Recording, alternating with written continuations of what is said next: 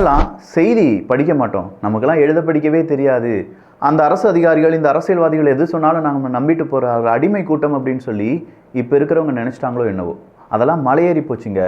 இப்போ டிபி ட்ரூப்ஸுக்கெல்லாம் பெரிய அளவில் நாலேஜ் இருக்குது. ஆனால் அதையும் மீறி ஒரு சம்பவம் நடந்திருக்கு அப்படிங்கிறத நீங்கள் தெரிஞ்சுக்கிட வேண்டாமா?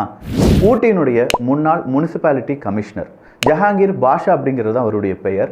இந்த டிவிஏசி லஞ்ச ஒழிப்புத்துறை இருக்குது பார்த்தீங்களா, கையும் களவுமாக பிடிக்கிறாங்க. 11 லட்சம் ரூபாய், அதில் 4 லட்சம் ரூபாய் 3 லட்சம் ரூபாய் எங்கெங்கேருந்து வாங்கினார் அப்படிங்கிற கம்ப்ளீட் வாக்குமூலத்தையும் வாங்கி அவர் என்ன செய்கிறாங்க, சத்தியமாக சொல்லப்போனால் 11 லட்ச ரூபா வாங்கியிருக்காருன்னா அவர் அரெஸ்ட் பண்ணியிருக்கணும். பட் அவரை விடுப்பில் விட்டு காத்திருப்போர் பட்டியலில் மாற்றுறாங்க. இப்படி ஒருத்தரை பிடிச்சிருக்காங்களே, காத்திருப்போர் பட்டியலில் மாற்றிருக்காங்களே, அதன் பிறகு விசாரணை எல்லாமே செய்யப்படும் அப்படின்னு நம்ம நினச்சோம்னா நாமெல்லாம் முட்டாள். எஃப்ஐஆரும் பதிவு பண்ணியிருக்காங்க. ஆனால் இப்போ என்ன தெரியுமா நடந்திருக்கு? நம்ம நெல்லை இருக்குல்ல அண்ணாச்சி, நம்ம ஊர் தான். ஆனால் நம்ம நெல்லைக்கு, அதாங்க திருநெல்வேலி கார்பரேஷன் இருக்குல்ல, அதற்கான அசிஸ்டன்ட் கமிஷனராக அவரை நியமிச்சிருக்காங்களாம். 2 வாரத்தில் 11 லட்சம் ரூபாய் லஞ்சம் வாங்கின ஒருத்தரை நம்ம திருநெல்வேலி முனிசிபாலிட்டியில் அசிஸ்டன்ட் கமிஷனர் நியமிச்சிருக்காங்க அப்படிங்கிற செய்தியை உங்களால் நம்ப முடியுதா? இதெல்லாம் நம்ம கேட்கலன்னு வச்சுக்கோங்களேன், அவங்க நினைக்கிற மாதிரி நம்மலாம் அடிமை கூட்டம் தான். கேட்குறோம், 4 பேருக்கு சொல்கிறோம், ஷேர் பண்ணுறோம்னா அடிமை கூட்டம் கிடையாது.